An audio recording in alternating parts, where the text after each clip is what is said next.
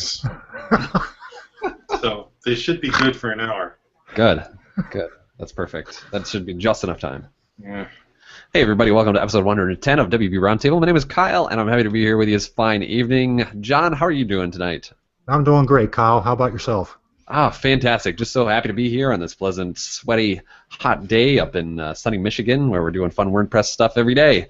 So I'm glad to have today with me my kind of new co-host, John Parkinson, guest of episode 109 in the show. If you want to learn more about John, John's going to help me interview our special guest today, so I thank him for joining us.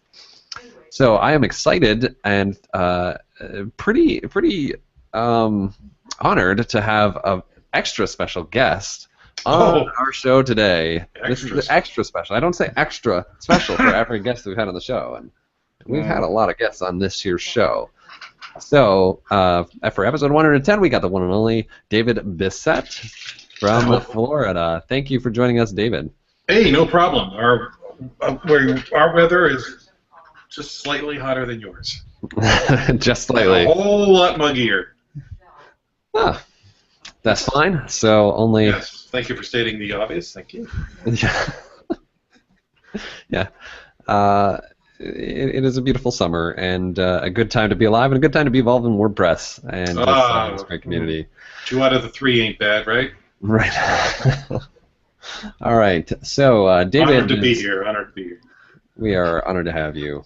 You are someone who I have long wished to have on the show. You have been recommended a number of times. The last question that I generally ask every guest before departing is, who should I have on future episodes of the show? And your name has come up more than once, I can say. And not that I needed any nudging to invite you on the show, but it's unusual for me to invite guests on the show that I haven't met in person yet. And you and I, while we have been at conferences together before, to my recollection, have not had in-person conversations. Some people are just fortunate like you. So it's fine. It's kind of surprising. You've made my list before of like, oh, I've got to talk to David this time at this event, and in a few events in particular, I've just gotten too busy, and we have never had that opportunity to shake hands and chit chat. But today, that's our opportunity to one step closer. One step closer. So, before we learn a lot more about David and all the amazing things that he's involved with, we're going to touch on our quick picks of the week real fast. And my quick pick of the week is something really awesome that I just discovered today. I'm not sure how this missed my radar, but it's this cool site called Conferencia.io. So you guys got to check this out. It is a social site, and we all love those, and this is a site where you can monitor the status of a variety of events. You can subscribe to alerts for when certain events put tickets on sale and issue a call for speakers and so on, and understand the status of each of these primarily WordPress-focused events. So it's really cool. There's a lot of members on it already. There's a lot of cool events listed. And I'm pretty excited about using this tool and seeing where it goes. So check it out, Conferencia.io. John, do you have a quick pick to share this week? Actually, I do have one. I have my work website has a static front page. About 2 or 3 years ago, I found the need to have almost daily posts shown on that front page. So I use a plugin that is called Post, P-O-S-T-S, to Page. And it allows you to put your post directly on a static page, and you can choose the number that you choose, and also the date, the username, different information. So that's my pick this week. Thanks, Kyle.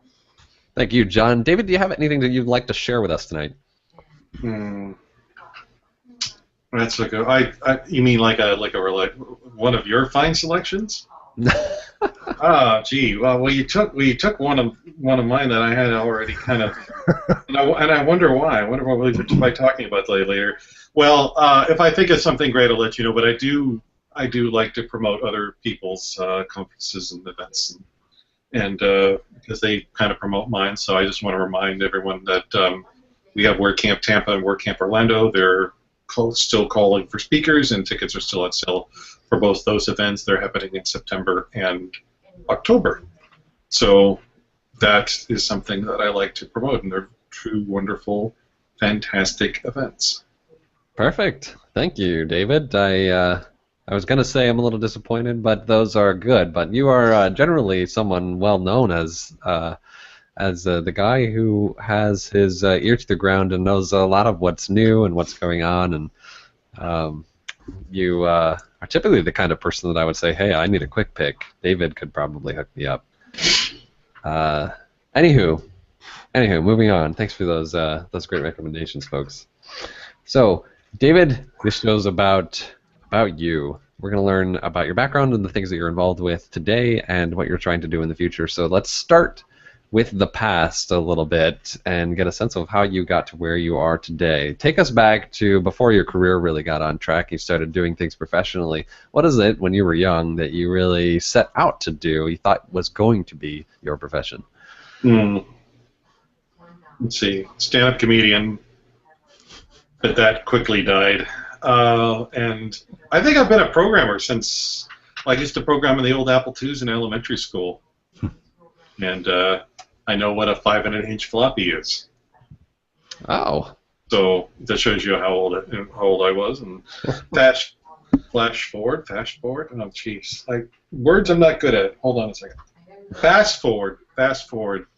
Down through just like high school, I started to program. I took programming classes and so forth. And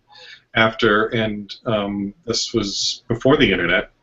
So long story short is that I got into the printing business, and then the internet came along. I think I pulled a small booklet out of PC World that says how you can program HTML in 10 minutes, and it kind of went from there. It was kind of like, and I tried to convince other people around me, like the printing shop I whip, they'll mostly in like real estate printing, so like postcards and brochures and stuff like that.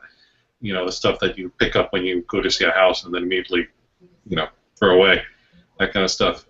So I tried to convince them we could put our real estate listings online. They didn't buy it, so I left their sorry butts, and because I thought the internet was the future. So I started freelancing after a couple of working with a couple of agencies, and I found a need a CMS.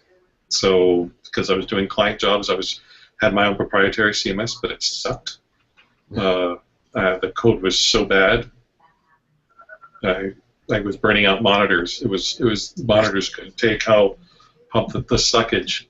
Let's say that's not a good one. We scratched that out. Yeah, okay. Not speaking now and again. But I actually had a choice. I had a choice: either stay with my crappy old programming or find someone else's better programming. And so I looked at Joomla and Drupal and PHP Nuke for 1 second, which is, I hear, longer than most people could hold out for. And then I found WordPress. I think it was WordPress, just 1.5 just came out. So like everyone was excited about, you can use themes now. And I said, great, fantastic. Bring it on, and that's kind of how I started. That's how I found WordPress. I did a lot of investigation. I think I liked the fact that the community was more hands-on. I liked although I stayed low under the radar for a very long time in the community. So that's how I kind of bumped into WordPress. That's kind of my background there. I skipped all the awkward phases of my childhood for your benefit. So you're welcome. Oh, well, thanks. Appreciate that. So, tell us a little bit about some of the roles you have served in professionally, particularly involving programming.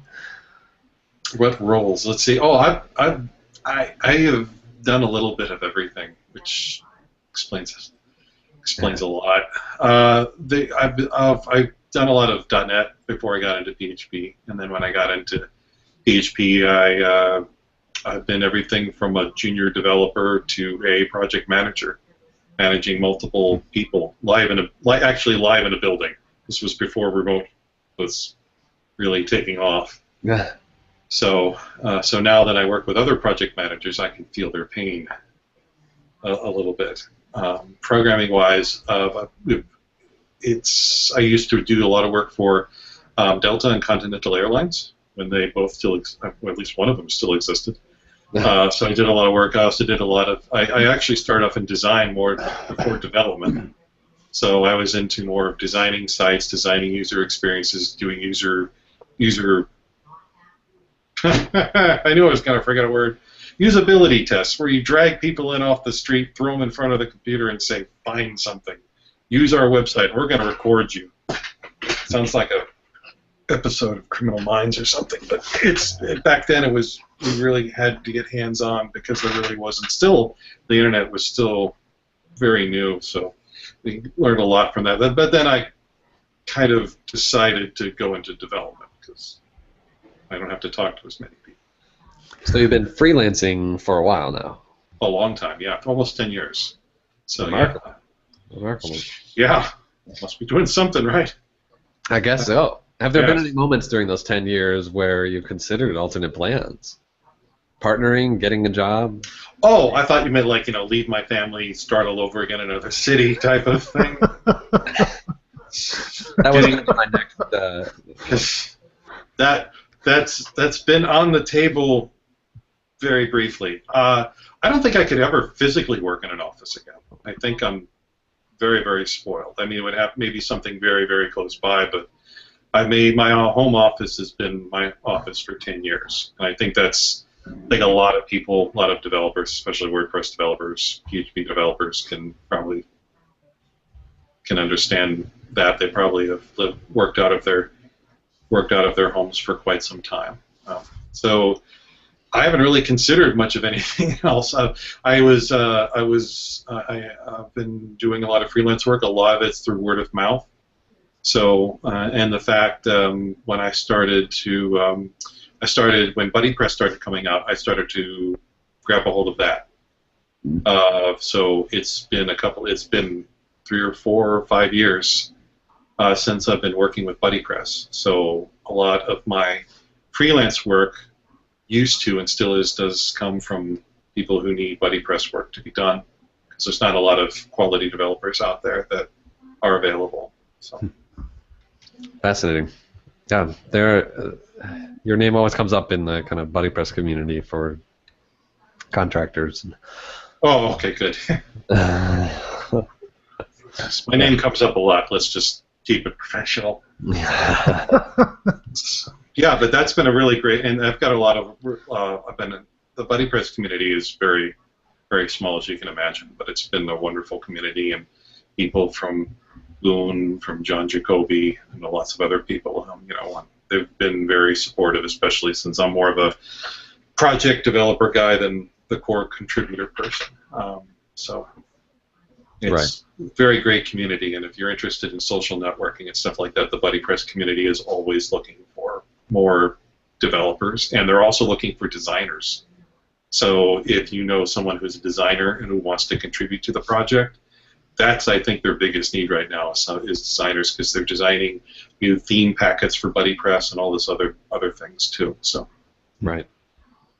Yeah, I've heard that from many other people, that if you're itching to contribute and get involved in open source stuff or in the WordPress community, and it seems like maybe something lofty like contributing to core is a little intimidating or complex, maybe consider getting involved with this BuddyPress thing. Yeah, I think contributing to BuddyPress core is a lot easier than dealing with WordPress core. There's less people, there's less tickets, Yeah, absolutely. It's been similar, my experience with contributing to WordPress Meta, where there are many, many open tickets and barely a handful of developers looking at them. So my first patch consisted of no more than a single semicolon to fix a Unicode character that was broken on WordPress TV. You lucky son of a... Sorry. Yeah.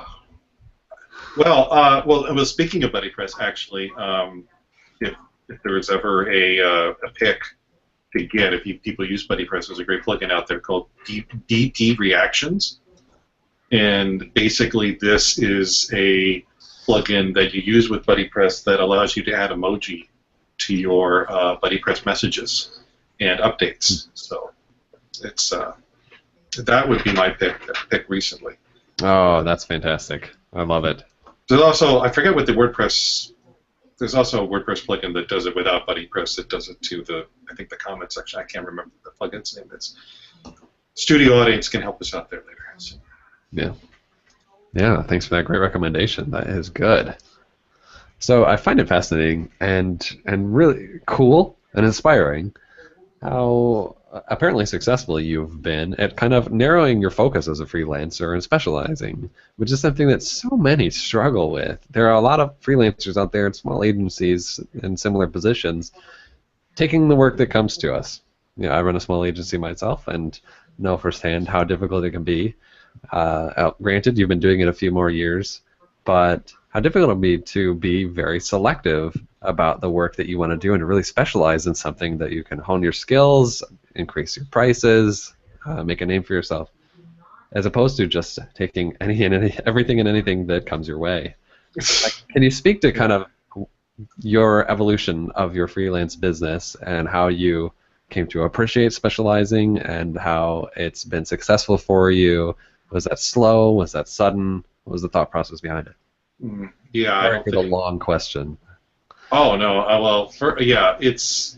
I think I found out a long time ago. I looked at the I looked at the WordPress scene, and I discovered, well, I do need to specialize in something because I'm not a great marketer. You know, I don't even know how I got married. I can't market myself. There's nothing I can say about myself to make people want to work with me, to make people attracted to me at all. That's the first thing you think of when you think of marketing. Well, yeah, you have to be attractive. At least, people want to be able to work with you because of the things that you've done, or at least your reputation. And back then, far enough back in my freelance career, I didn't have a reputation. I didn't have anything. I didn't speak at conferences. I was still kind of like under the radar. So BuddyPress was just one of those things that came in at the right time. I caught it when it was very, very, very, very, very young. When it was Andy Tietling was still the only person that was working with it, and I decided that this was something that I wanted to. Yeah, it was just happened to be something that I was interested in, some social networks, and it was the right plug-in at the right time. But I also tried other things too in my freelance. Like I tried, like SEO. I tried further, like more complicated design, and I do a lot of work still with very customized themes and plugins. But at the time, it was just something that I caught, and I think I could add to my resume. I tried Genesis 2 and all these other things, but you can only, I tried to maintain the general knowledge of building themes and plugins, and then wanted to add something a little special to that. So I'm very thankful that BuddyPress came along when it did, because God, I would have taken something probably really weird. like maybe I'll be a thesis theme developer, yay! That was going to be my next question. Is could you see some alternate reality where you had gone on some different route that said, not BuddyPress, or I didn't find BuddyPress, but I am going to be, there are many Genesis people, there are many e-learning people, so on and so forth. I always wanted to own a steak restaurant. But other than that, no, from a programming standpoint, I think I probably could. I easily could have been. I think maybe Genesis probably could have been something I could have loved to hold on to, or something specific maybe in WordPress core to take out, like specializing in plugins that do media guy. Right? I probably would have loved to be able to come up with the certain people in our WordPress community that thought of these plugin ideas years ago, and now that are running a very well operated word business because of it. I probably could have seen myself doing something like that. I'm curious if you could talk to us just a little bit about. You've worked with a lot of BuddyPress projects, and many developers and agencies I know, are familiar with BuddyPress, but haven't had many opportunities to incorporate it into projects. So could you kind of just talk for a second about the kinds of clients who end up using this and some of the use cases that come up for BuddyPress, and just some of the projects you find yourself involved in, and how BuddyPress is the right fit, that sort of thing? Yeah, that's a good question, because really in reality, BuddyPress is not a good fit for a lot of projects, because a lot of projects don't need that kind of social layer added to it, or at least not initially. So a good BuddyPress or a good project that needs BuddyPress really comes down to, like, are you going to have users log in to your site, register and log into your site and do something? That's the start of maybe considering BuddyPress for your project. BuddyPress has a lot of components, so BuddyPress doesn't, but you don't need to use them, all of them. You don't need to have groups if you don't want to. You can just even use it just as a registration, login, and profile. And when we're using it from a very basic perspective, you want to ask, like, what do I want to do? Do I want to add features in the future? Because there's other WordPress plugins like Restrict Content Pro, I think, or membership plugins too, that can kind of do that. It just it depends maybe what your roadmap looks like. Do you want better social features, or if you're a developer of a certain level, are you going to take BuddyPress groups and turn it into something later? So yeah, I think the first thing you have to ask yourself is, are people going to log in, register at my site, and do something? Or are they going to have profiles? And if you can answer yes to that, then at least BuddyPress is on the table for your consideration. So, yeah. Fascinating. Can you give us maybe some interesting use cases that you've worked through, or you get a lot of inquiries where people think, I think BuddyPress is right for my project. Just help us understand what a lot of those projects look like. Well, I mean, we had a startup one time that used BuddyPress for you would log in, register with the site, and you would get to see what's local in your area, like what's happening. So, and it would base it off of geolocation. So you would log in, register, you would tell it where you live, and then it would figure out where you are geographically speaking, and build a group of communities around you, and those people in those other communities would be adding their social information, like what they're doing on Twitter, or they're manually entering an update, that sort of thing. And it was really cool. And it was a couple of years ago. That was one good example. Somebody wanted to make a Kickstarter, a clone of Kickstarter, for example, which BuddyPress was able to do. And also Conferencia, which we'll talk about in a few minutes, has been an excellent. Is an excellent example too. And BuddyPress has gotten a lot of. There's a lot of good projects from web dev studios, from I think Modern Tribe, 10up, I think, has used BuddyPress for various other projects as well. I just came back from WP Campus, which is in Sarasota, Florida, 2 weeks ago, which was a conference focused on higher education.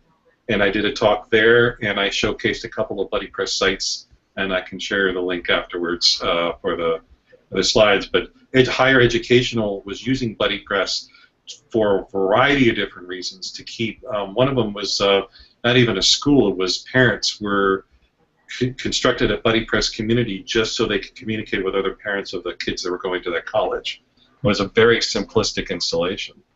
And other people use BuddyPress for teaching. The teachers literally set up these BuddyPress with a few other plugins, and students log in and they can take these courses and they can communicate one-on-one with teachers. And it's very easy to do with BuddyPress. There's a lot of different educational plugins that are compatible with BuddyPress and make that really easy and fun to use. Hey, David, if you don't mind me asking, as a user, I am not a developer or designer, how could I get started using BuddyPress in a local environment just to see some of the features? Oh, well, the best way to do that is just install WordPress and then install BuddyPress and play around with it. And I do obviously, either you're going to need a few people to play with it with you, or you need some sort of multiple personality disorder.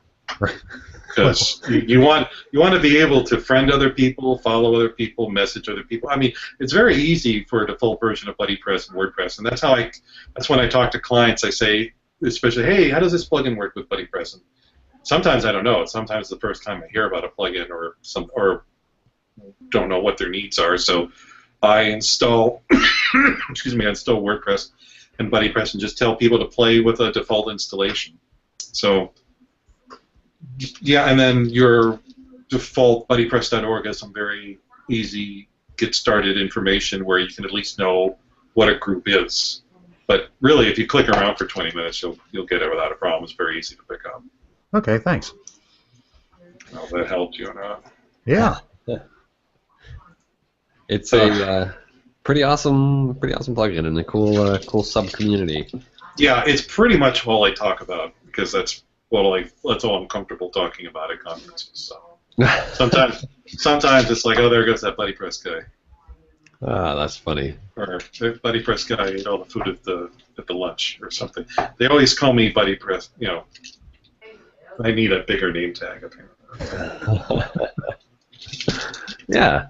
So that's not exactly the primary reason you're frequently on my radar, as you have been for quite some time. I'd say your involvement in BuddyPress is probably like second or third in terms of the reasons I see David Bisset or Dimension Media's name come across the screen. Ah, yes. Let's get to the bad things. Yes. Right. So, let's talk about conferences a little bit. I think you are a frequent attendee. You would think so. Speaker I make it look like that. Yeah. Yeah. You participate in some form or fashion in a pretty decent number of events. Yeah, whether they want me to or not. Events are something I would infer that you are passionate about. Is that correct? Yeah. Right below my family, food. Right below. Food. Yeah. Pretty much. Yeah.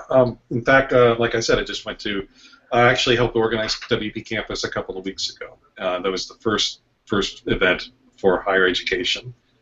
So hopefully that continues on. That was a very fantastic event. We had 150 people, but it was a very close-knit niche community. So we got a lot of value out of that from the networking and from the talks that was given. So when the videos go online, if anybody's involved in higher education, they should take a look. And of course, I've been doing WordCamp Miami for 8 years, 9 years. There's dirt. There's dirt younger than WordCamp Miami. There are trees. There are palm trees that are mature palm trees that are older than younger than WordCamp Miami. Yeah. So I'm one of the organizers of that, and we've been doing that for 8-9 years. Baton Dunbar has been our lead coordinator for the last year. So it's been a pretty interesting event to put on. And we're very, very happy with the response that we get from that particular event. So, don't mean to drag you into that, but it's just kind of natural. I kind of almost talk about it in my sleep. Yeah. So, insert wife joke here. WordCamp Miami, and I don't know how many others would recognize the same thing, but in terms of my awareness, which I think is pretty good. I attend a lot of WordCamps, and I'm pretty tuned into the WordCamp community. You're good, Kyle. You're good. Yeah. You're the man. WordCamp Miami is pretty infamous and has a great reputation. Oh, really? Yeah. There are a lot of organizers who kind of look closely at how WordCamp Miami does and take a lot of inspiration from how well run that particular event is and how successful it tends to be, and most especially the high praise its attendees get. Wow, you are using a lot of butter. Yeah. Well, go on. Yes. I don't hear praise very often. I'm married with 3 kids. I talk to okay. Yeah, I talk to a lot of people in the WordPress community who are other frequent event attendees, and invariably WordCamp Miami comes up. And anybody who has been to a WordCamp Miami, let's just say all the other events seem to be fighting for runner-up pretty consistently. We're doing it now. All right, but keep going. I'm going to save this for later. Miami seems to operate on a pretty significant scale and seems to kind of year in and year out build on your success and come up with creative, out-of-the-box ideas. We have a lot of WordCamps in the world now. We're probably going to break 100 this year. And, that would be awesome. That means that's amazing. Yes, I completely agree. Well said. Yes, I know. They'll quote me on that. That was an amazing quote. It's I could have said something stupid like a rash. WordCamps are just spreading across the country. I'm just like, no. Or worse. Yeah. There's other things that I've. Anyway, I was going somewhere with this, but you were saying WordCamp Miami is great, and we've enjoyed putting it on. We've got a lot of good feedback, but there's so many people. I don't know how I've become the face of it, which, God, yeah. If I could undo something, that would be that. But there's so many people involved in running an event like that. We had over 800 people last year. There's so many people, and I have a blog post on my website, davidbisset.com, a couple of posts back I'm so impressed with everything that goes on. I want to write about it because some people that deserve so much credit never get it. And those are the real volunteers. Those are the people that barely go to any sessions, voluntarily. They barely go to any sessions because these are the people, and these people exist at every WordCamp too. And the great thing is that if you're doing things right, most of the time you don't even notice them. These people that put a lot of blood, sweat, and tears, not necessarily in that order, that into an event that they're not getting paid for, and they're at the registration desks or they're running things behind the scenes, and all those volunteers are really what make WordCamps so successful, and Miami is certainly no exception to that. And at least in the posts, at least in my post on my blog, we have the pictures and we meeting the people, and those are the people that really take a lot of stress off of me and all the other coordinators. So. The John Parkinsons of the world, really. What we're talking about. No. I routinely pitch John. Is he on next? Is he going to be on next? No. Okay. No. But John is a great unsung hero who does a lot of work and gets too little praise, as I think you're saying about many of your fellow volunteers and co-organizers. Yeah, and of course the WordPress Foundation too. They are a big help. There are restrictions that WordCamps are placed under, and every once in a while you have to work with the foundation to work through that. But Andrea and Cami and all the other people, the WordPress Foundation, they help out big time, especially when it comes to money and costs, legal things, and all of that. So I don't think I would want to put on I don't think I would want to put a WordCamp Europe on, because I think that's way too many people for me, and I don't think I would want to put on a WordPress event. That is you. That is, yeah. I'm glad it's over there, and not in my backyard, because I would probably try. It'd be like a siren song, and I'd be sucked in, and the next thing I know, my kids are going to college, and my wife has changed the locks. I'm sure there are probably so many people out there who are baffled at the concept of being sucked in to organizing an event like that. Which is like a tremendous amount of work for so little reward. Well, when you want to punish yourself for no good reason, it's a good occupation to have. But seriously though, it is my way of contributing back, and there's a lot of people consider it their way of contributing back to WordPress. And we've gotten very long.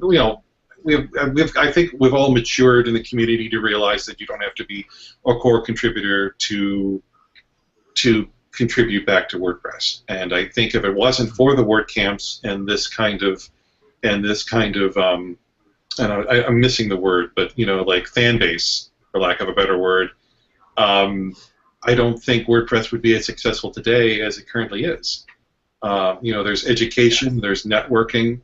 I don't think without the success of WordCamps we would have a lot of the other conferences that we would have, like Pressnomics, WP Campus, because those conferences were based on the fact that let's take something out of WordCamps, focus specifically on that, and make that a conference. So yeah, we have a lot, and we have a lot to do in terms of improving WordCamps, especially WordCamp Miami. We do like to do things, like you said, different every year. So we're kind of working on those different things now. So I'm gonna have to attend one of these years because I just keep hearing so much about it. That'll be the year we bomb. So that'll be that'll be fine. It sounds like you've got quite the I don't know what to call it, but the monstrosity. It's huge. By my estimation, it's probably the second largest camp in the U.S. Oh no. Well, if you take away WordCamp US, it's probably in the top couple of maybe 2 or 3. Maybe I really honestly don't know until the numbers come in this year. I mean, but there's like Europe is huge, Japan is huge. Yeah. WordCamp US is huge, and I don't. That's why I said US in the US. Yeah. Oh, I always get it. I still think of it as something I have to manually take off the list. We try to. We don't really we're not out to be bigger and better, bigger necessarily every year. We just want to be better. But fortunately, South Florida has a great local WordPress community, and we have people that come down every year from out of town, and I don't know why they do it, because it's pretty amazing to have people, especially people as prestigious and well known in the WordPress community, come down every year. So we consider it a compliment. So anybody who wants to see me again in a year, that's a compliment.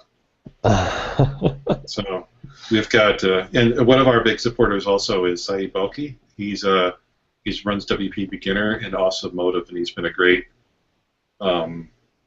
sponsorship. He's been great in terms of he helped us start out early on with our sponsorships, and he's a continuous supporter. He lives near us, so he's also never get to thank him enough for all the work that he's done.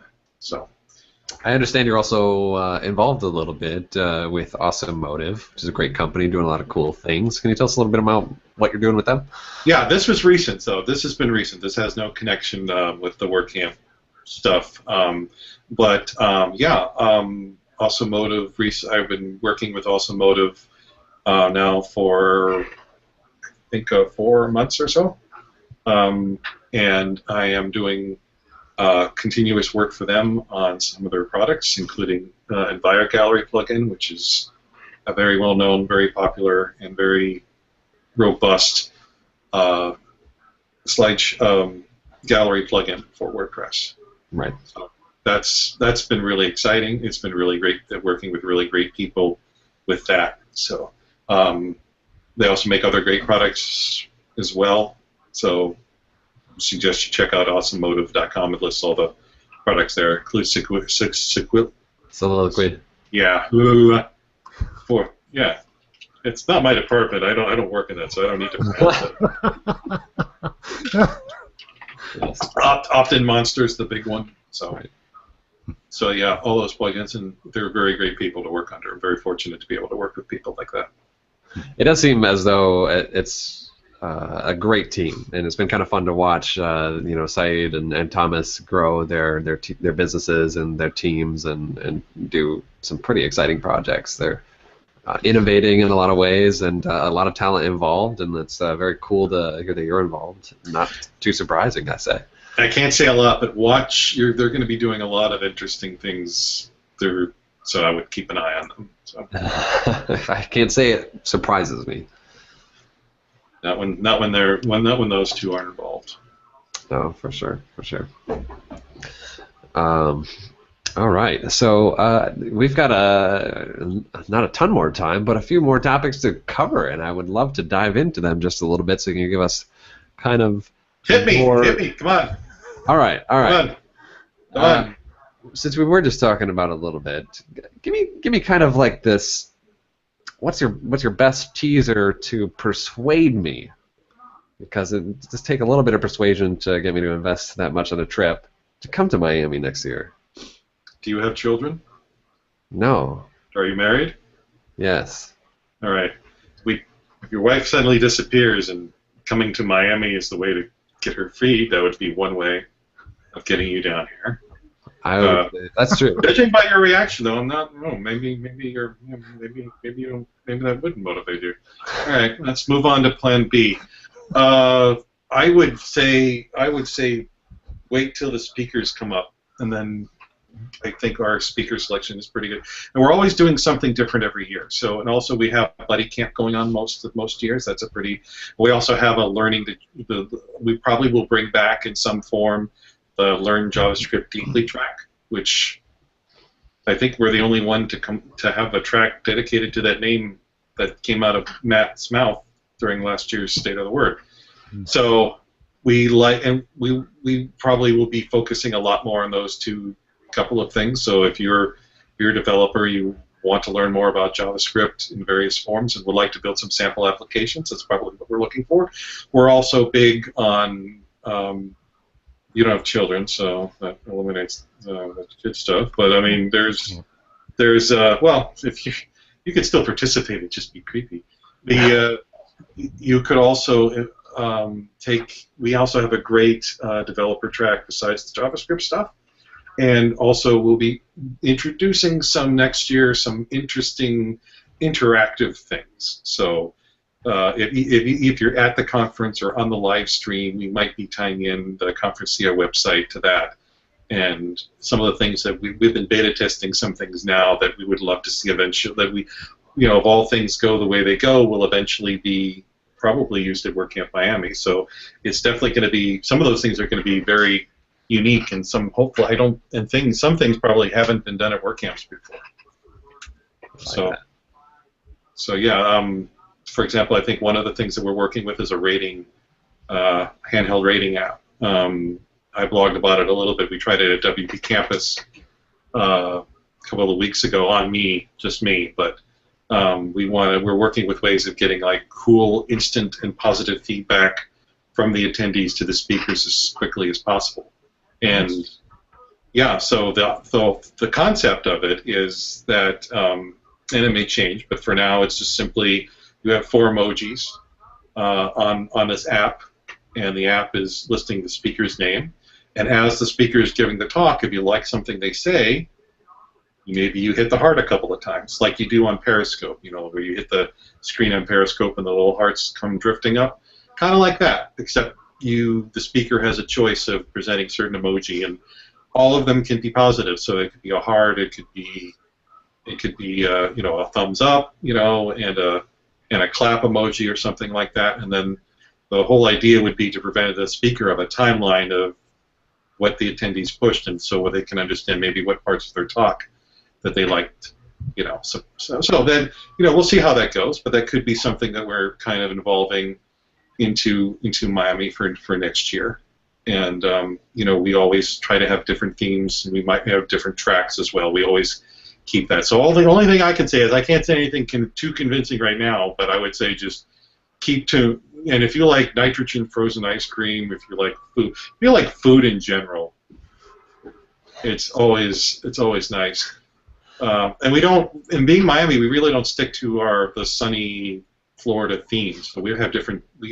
I don't think we even had really that. We don't really focus on them much. It seems a little cliche for us to do, but yeah. I would say talk to other people too. That's probably the best way to describe it, because I'm not sure if I'm working behind the scenes if I would be there. I don't know. It's fascinating, like the investment and the layers that you're going down to solve problems that many other organizers aren't even thinking of. I talk to all kinds of organizers who are, our problem is, can we get some volunteers to maybe blog on our site, or should we have coffee all day, or just through the afternoon, or like? Well, those are problems. Those are important things, because I have been to camps that have forgot the coffee in the morning, like Miami did a couple years ago, and it was like if you could cast The Walking Dead just from those people that were there in the morning. Like, you need you don't have enough. Okay, come to our conference. Just grab them. Take them. So those decisions are important. And two, Right. and a lot of conference organizers have to, many of them don't have like the budgets they want, right? So because they're a smaller event or sponsorships, depending on what kind of sponsorships they get. So I've seen a lot of organizers like kind of make do with what they have and do an awesome job at it. And I think the two biggest reasons why you would go to a WordCamp is depending upon who you are as a developer in the community would be education, but I think before education, it would be the networking and the people. Mm-hmm. And I think that's what the best WordCamps that I've gone to have been about the people. And it doesn't have to be big WordCamps either. The smaller ones can bring, if you meet 2 or 3 really great people at a WordCamp, it doesn't really matter to me where that WordCamp is or how big it is or what fireworks they've exploded in the background and what parties that have blasted your eardrums out, that you were afterwards and all of that. So yeah, I think that's an important factor, and a lot of WordCamp organizers I think have learned that same lesson. So. Yeah, I'm with you. I definitely don't mean to discount the significance of some of those problems they were all facing, but having done it as many years as you've done it, you're looking at layers that we're not even thinking of, down to how can we get more granular feedback to our speakers through an app. That's fascinating stuff. Yeah, and we share a lot of our stuff too. So last year in February, we did we gave out WAPU Uno card decks to our speakers, and because so we made that open source. So we put that up on GitHub, so anybody can download that and go to a link and get that printed out for their own camps and stuff. And we do speaker cards as well. Those I think we've already published a while ago in open source as well. So if anybody who wants to do speaker cards, everybody, everybody. It's great to share. They're great work, but other people I can understand, they're dying to come up with something new and interesting for their WordCamps, and I've seen a lot of great ideas. And the great thing is that we get to steal each other's ideas. We have people. We used to have people come to a WordCamp Miami just to steal the ideas. I think, which is fine. Which is fine. That's we're not no copyrights in anything. I'm looking at you. I'm looking at certain people right now. Yeah. Well, actually, Miami's borrowed too. WordCamp Minneapolis had the coloring books they put open source. We made our own coloring books thanks to them. So it's really nice because there's this really great community of WordCamp organizers that kind of meet together at other events, and we kind of form our own circle. Yeah. So it's pretty neat. And if anybody wants to come down to Miami, that's fantastic. Always reach out to me privately, and I'll do whatever I can to make your voyage more meaningful. And if anybody locally wants to be a part of the organizing team or the volunteer team, that's always we're always looking for fresh blood. I realize now in the Days of Vampires novels, that's not exactly what we're doing. We're looking for fresh minds, fresh eyes, that sort of thing.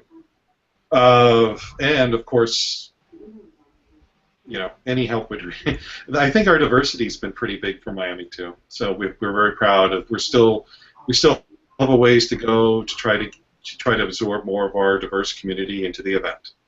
So, but I think from an organizer standpoint, we've been very fortunate to have people from various different backgrounds contribute, and so far I think overall people have voiced their positive feedback. Hey, David, if you don't mind me asking, I think you had mentioned Kid Camp at your WordCamp. Could you tell us? I know we're getting close on time. Oh no, my kids are just fine. They're in a secure location with adequate food and water. With that one Kit Kat bar. I don't know what you're talking about. I'm sorry. I don't know what you're talking about. Go on. But you'd mentioned the Kid Camp. Could you Just real quick, talk about that, and then would you recommend that for any WordCamp? Any WordCamp that it makes sense to, right? So, and if they got the room for it. So, and we've progressively. I think I went to WordCamp Phoenix and saw how they did their kids camp like 3 or 4 years ago, and I was convinced that we could start one, and we had one. We started having them on Sundays for our event 2 or 3 years ago, but this last year we expanded it to 2 days. So people Great. who are the kids all day were being taught by fabulous volunteers how to go into WordPress.com, build their blogs and stuff. And then on Sunday we actually had a special interactive thing for the kids, the parents, and the parents too, kind of like a STEM camp. I don't know if you've heard of STEAM or STEM camp. Yeah. We had that kind of education on for Sunday. So we had 2 full days.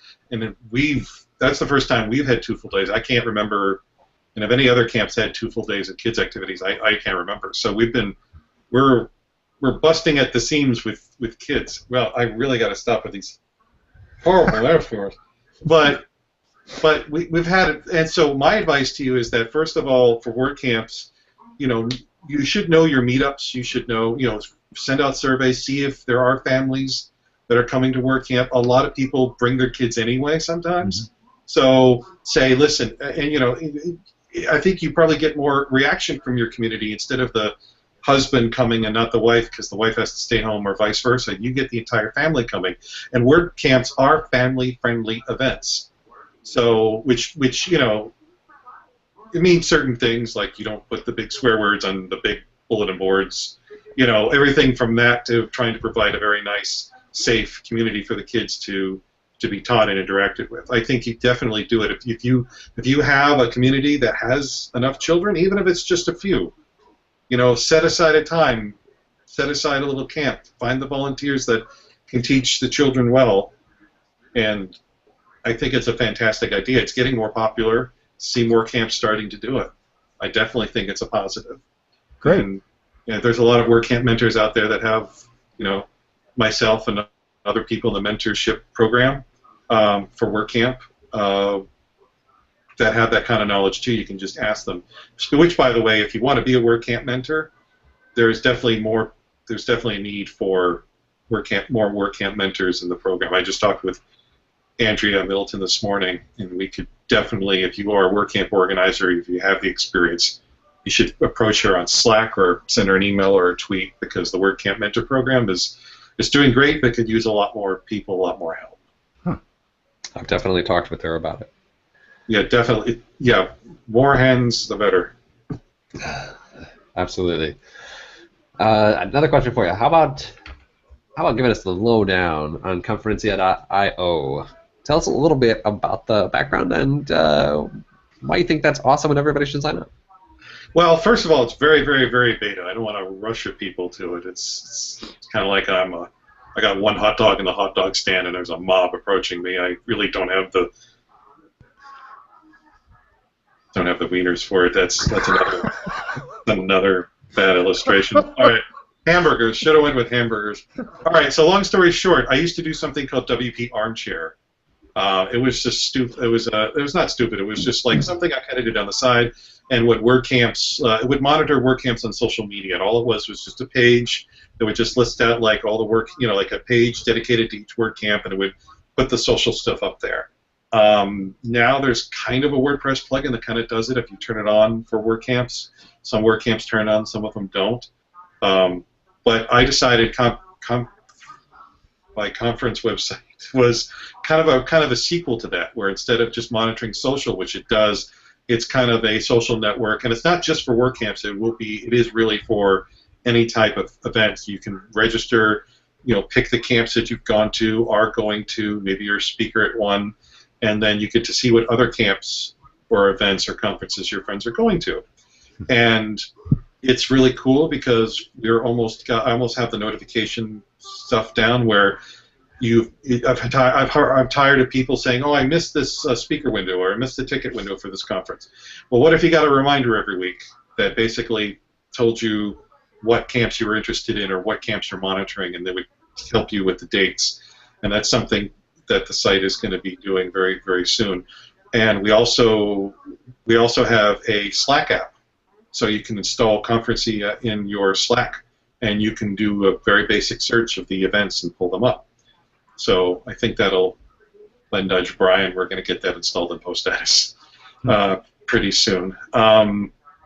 And there's and I kind of did it just because it was kind of a next, it was kind of like taking WP Armchair and kind of bringing it to the next level. And right now it's in very beta. I'm not really technically even promoting it. It's not even on a very humongous server, but I do want. I'm slowly adding features to it. People are testing it. I have people testing it personally that I've reached out to. We have almost 100 people registered for the site anyway. Yeah, and I'm not sure what it's going to turn into exactly, but it's definitely my biggest side project and my biggest passion right now outside of my regular work. So it's not something that's going away, and it actually, even technically speaking, it's impressive because it's a BuddyPress multi-site setup, and it basically, every little multi-site that's created is for a particular event, but users don't get to publicly see it. It's just a data silo to store all the tweets and the Instagrams and everything. So instead of having one website that is following all these conferences and having all this post and data, meshed together, we can separate it through multi-site. So, and it's using BuddyPress to obviously handle the social networking part of it. It's a fascinating way to tackle that problem. Anything that takes me away from my kids. I mean, anything that, it's for my kids. It's for my kids. They'll be old enough they can use it. I'm building it for you guys. All right, knock once. If you're, all right, they're still At least alive. one of them. Well, I have twins, so it's a backup. Got a spare. I am how dedicated I am to backups. I had twins. That's how I am when it comes to backups. That's how dedicated I am. But you need more than two for a backup. Yeah. The wife's trying to talk me into it, and I'm like, no, no. Okay. No. Nothing. All right. Yeah, but so I'm gonna eventually. I would love to invite more people once we get things started. Hopefully in a couple of weeks, and that site's going to be fully operational and approach like a polished beta stage. Fascinating. Is there a way that people can contribute on GitHub? It's actually a site, so it's really not a theme. It's a mesh of themes and plugins put together. So it's not going to be something that is going to be released to open source, at least anytime soon. I think eventually I fancy the idea that maybe someday it could be more of a SaaS than a install, because really it's a central hub. Really, I don't know if anybody else wants to go through the trouble of installing another central hub, but we'll see about that. But the biggest contribution right now would be the testing and feedback, like this feature would be good for me, or this feature is important to me. I think the feedback would be, right at this stage, is far more valuable in terms of keeping the project going. And a lot of people have been doing that, so thank you, Internet! We're just about out of time here, getting very close here. And we've all got busy evenings to get to, but I want to ask you just a couple final questions before we part ways. Fire away. All right. So looking ahead at the rest of 2016, where might somebody bump into David Bisset in person? If I don't get to my kids in 10 minutes, it's going to be court. Child court. But I would say that my next. I'm kind of sticking to Florida for the most part. So I will be at I'm planning on being at WordCamp Tampa in September. LoopConf is happening in starting October 5th, I think, on a Wednesday. I'm going to be at LoopConf because it's pretty much in my backyard. Not Ann Arbor, get over it. And after LoopConf, I literally have to throw myself in my car and drive up to WordCamp Orlando, because WordCamp Orlando is definitely a conference that I don't want to miss. And let's see, those are 3 conferences. So and maybe WordCamp US too. you know, if I find the right couch. Yeah. Well, check WordPress.net. And Yeah, go to Conferencia and then soon, and you'll be able to see what I'm planning to go to. Yeah, exactly. Yeah. Don't be creepy. Curious, that's where you go. We're going to start recommending that site, and there's ever so much of a chance anyone else interested may just happen to bump into you at a meetup as well. Oh yeah, we run WordPress meetups in Broward County, and we have a couple new ones sprouting up in the Miami area too. They go in and out. So we've had a very consistent Miami meetup for the past 10 years, and it's very enjoyable to see the community grow because we couldn't have a 800+ person WordCamp without good community support. Sure. So yeah, and the diarrhea that is my Twitter tweet stream, you can always follow that, I suppose. I mean, if you need more crap in your Twitter stream, should go right ahead. You're pretty much at Dimension Media on all the things that I can tell. Yeah, once you make a mistake, I'm consistent. Stick with it. Dimension Media used to be my company name before I branded myself, so it's probably better this way. That way my children might be able to inherit it. So anyway, enough about me. How are you guys doing? Oh wait, time's up. Sorry. Yeah. Before we go, do you have any recommendations of particular individuals that I should ask on this show in the future? Okay, who do I hate? Let's go with Todd Dunbar.